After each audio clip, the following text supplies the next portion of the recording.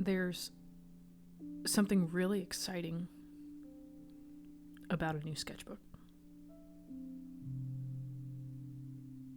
Personally, I use them for way more than just sketching, really. I find myself plotting down every thought or outlining a new book. Sometimes it becomes a case of storyboarding for larger sketches or compositions of paintings or even mapping out a film. Sometimes in them there's odd scientific endeavors, lists of things that I find interesting.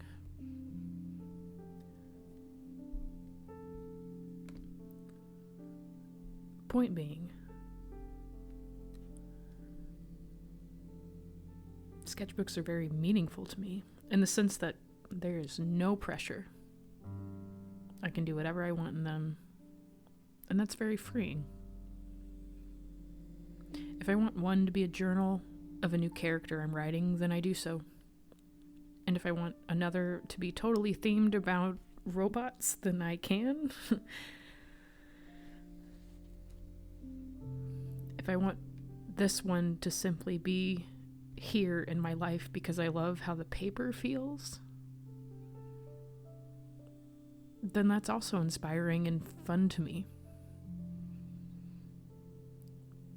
The versatility of a sketchbook, and even the sketchbook itself, and how it's made and what it's made of, and what materials are inside it or what you use in it, is honestly sometimes the most inspiring part. Sometimes I go in without a theme. Sometimes I go in undecided about what medium it's going to be centered on.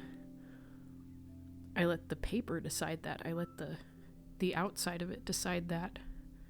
It's blank, and that can sometimes, I think, really scare people. I think that can be intimidating. I know you're out there. I know you artists are out there that skip that first page because you are too afraid that you're going to screw up that first drawing on that first page. Don't be. Paper is blank for you to do whatever you want with it, not skip over it. Now, typically, I have 3 different types, per se, of sketchbooks going at a time. Watercolor ones, very quick, rough sketch ones for paintings and sculptures, and sometimes at the time, other assignments that I had when in art school of, just quickly constructing something before I start the actual project. A third type that allows for a physical blank page for writing my books is a world-building sketchbook, essentially. And the world-building ones simply happen because it's much easier to pull out a flat-laying sketchbook, as big or as small as I want it to be, than pulling up Word or Docs. Instead of trying to format it to my needs, I have the freedom to format it to however I want because I have a giant piece of paper in front of me. Sure, it may be more work in the long run instead of copying and pasting words or terms here and there, but I'm free of distraction and I have a much larger surface area to look at than I ever would on a laptop, per se. I can physically move things around, I can draw lines, and I know there's programs that you can do that with. There's software. I know I'm not the first to say this, but there is something about writing on physical paper, drawing on physical paper, the tooth and texture of a paper, the size of a paper versus your tablet, versus your computer, makes a difference in the creative process.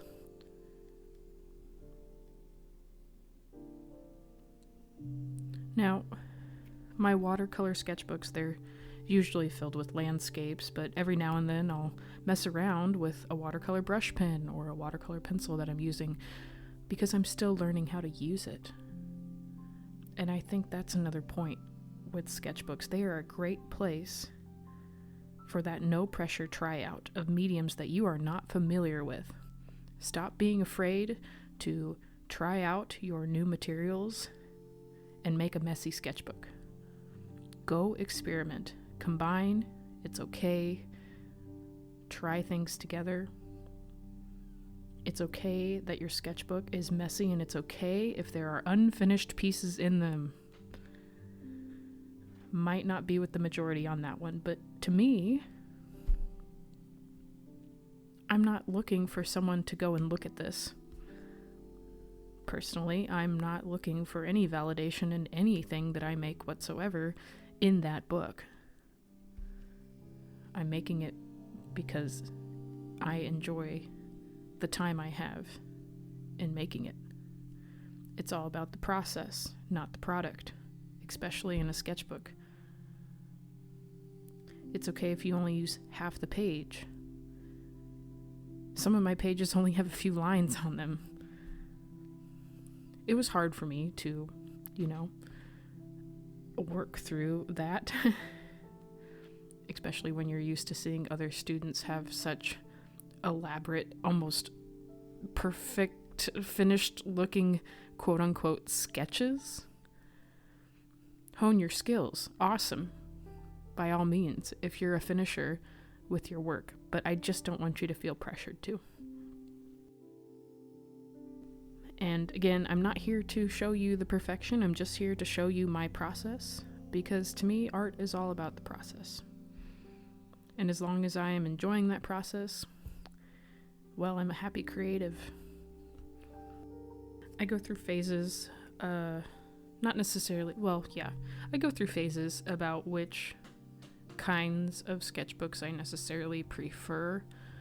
I am partial to ones without the rings. I have a lot of them because they are cheaper.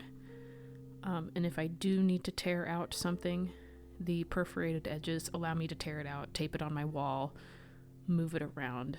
See, especially if I'm doing a show or making a theme. Typically, I would leave the entire theme in a book. I'd look through to see what kind of piece I want to do next based off of the other ones I have previously done. But there's times where the theme and me get along better if it's all on the wall. And you'll see sometime soon that I use my walls kind of as a sketchbook, as an idea housing area, because I can physically move the papers around. I can see how the drawings look next to one another. I can rearrange if I need to, take down if I need to. The physical act of doing that is very helpful to my creative process. So you'll see a lot of the size ranges with those ringed ones. I like a booked size one that's smaller most of the time.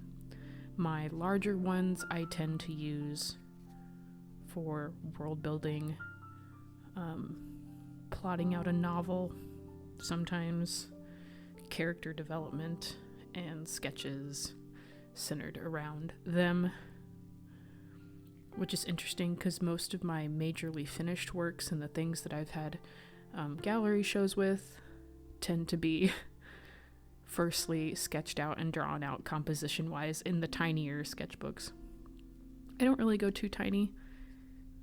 A blank page is not intimidating to me, but it is a good thought. That's something I learned as an art therapist, that if somebody is struggling with what to do with your paper, and as an educator, give them a different size. Sometimes that giant paper in front of you can be really intimidating. That canvas, that paper, that board, whatever the case may be. Try a different size with the same idea that you want to project and portray. Changing the size of your material can do a lot for your process. And then if you find that your composition works out the way that you like, and you want to upscale it for another reason, then do it again on a bigger size. Or print it on a bigger size. But, you know, just a thought. Change your sizes. It's very helpful.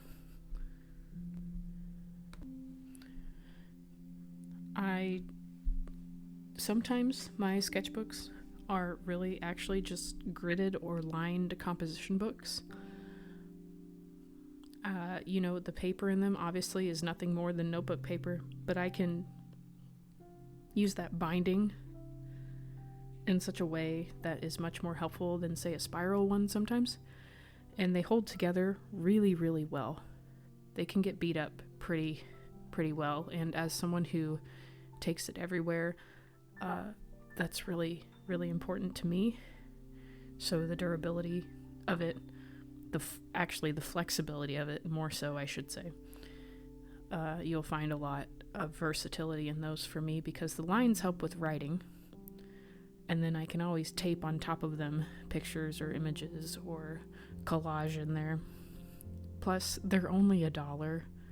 90% of the time, you can find those composition notebooks for $1.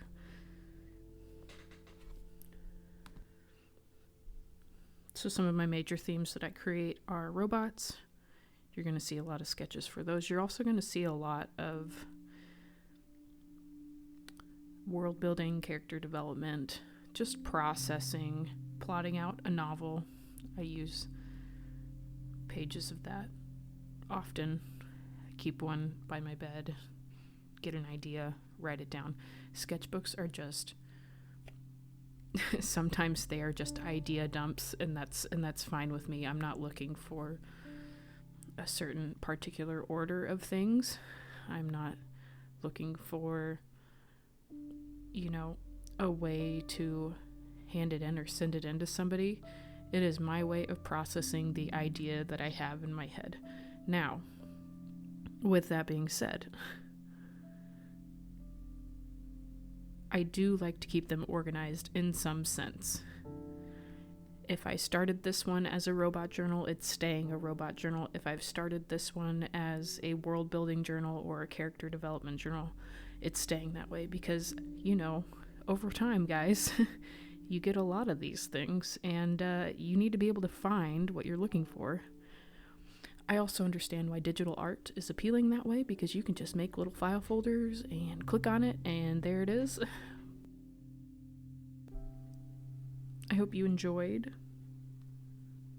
seeing into the chaotic life of my sketchbook collection. There are more, but these are the main ones that have quite a bit in them, and the brands and types that I like to use for various things.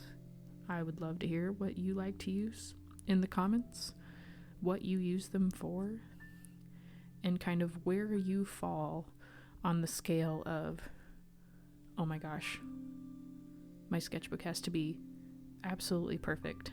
There cannot be a messed up drawing in it. Or I'm the kind of person who skips pages and there might be a singular line on this page, or something might be torn out here. So scale that out for me, and I'll see you next time.